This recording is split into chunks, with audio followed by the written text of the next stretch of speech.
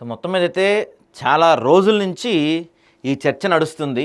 మెట్రోని ప్రభుత్వం స్వాధీనం చేసుకుంటుంది అని. ఎల్ఎన్టీ ఏమో మేము మెట్రో నడపలేము, మా వల్ల కాదు అని చెప్పి చాలా రోజుల నుంచి ఒక డిస్కషన్ నడుస్తూ ఉంది ఇక్కడ. మొత్తం మీద ఈరోజు ఇవాళైనా గురువారం ఇక మెట్రో ప్రభుత్వం చేతికి వచ్చేసినట్టే. ఇక నుంచి మెట్రో నడిపేది ప్రభుత్వమే. ఇది ఒక రేవంత్ రెడ్డి తీసుకున్న అత్యంత డేరింగ్ డెసిషన్ ఇది ఒకటిగా చెప్పుకోవాలి. అసలు యాక్చువల్లీ ఒకసారి మనం చరిత్ర చూస్తే ఫస్ట్ మెట్రోని సత్యం రామలింగరాజు సంబంధించిన కంపెనీ మైటాస్ తీసుకుందాం అనుకుంది. కానీ ఆ తర్వాత అనూహ్య నష్టాలు లేకపోతే సత్యం క్లోజ్ చేయడం వల్ల ఆ తర్వాత వాళ్ళు తప్పుకున్న అక్కడి నుంచి ఎల్ఎన్టీ తీసుకుంది.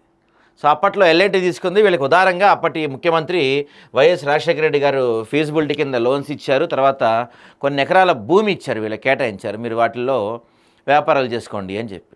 అంతవరకు బాగానే సాగింది. కానీ ఎప్పుడైతే తెలంగాణ రాష్ట్ర విభజన ఏర్పడిందో అక్కడ ఒకసారిగా మళ్ళీ మెట్రోకి బ్రేక్ పడింది. అప్పటి వరకు బాగానే నడిచింది, కానీ ఒక 2-3 సంవత్సరాలు బ్రేక్ పడి అప్పటికి ముఖ్యమంత్రి కేసీఆర్ అసెంబ్లీ దగ్గర అండర్గ్రౌండ్ మెట్రో వేయండి, లేకపోతే కోటి వద్దొద్దు, ఇట్లాంటి రకరకాల కొర్రీలు పెడతాం వల్ల ఒక 2-3 సంవత్సరాలు ఆగిపోయింది. ఆగిపోవటం వల్ల ఏమైంది, ఆబ్వియస్లీ వాళ్ళకి ఇంట్రెస్ట్ రేట్లు పెరిగిపోయినాయి, వడ్డీలు పెరిగిపోయినాయి. సో అప్పుడు కేసీఆర్ ఏం చెప్పాడు, సరే మీకు ఒక 3,000 కోట్లు వడ్డీ లేకుండా నేను ఇప్పిస్తాలే పోండి అని చెప్పాడు. కానీ ఆయన అది ఇప్పించినట్టు ఏం కనపడలేదు. తర్వాత 200 కోట్లు 800 కోట్లు ఎంతో వడ్డీ ఇప్పించారు ఆయన, వడ్డీ లేకుండా.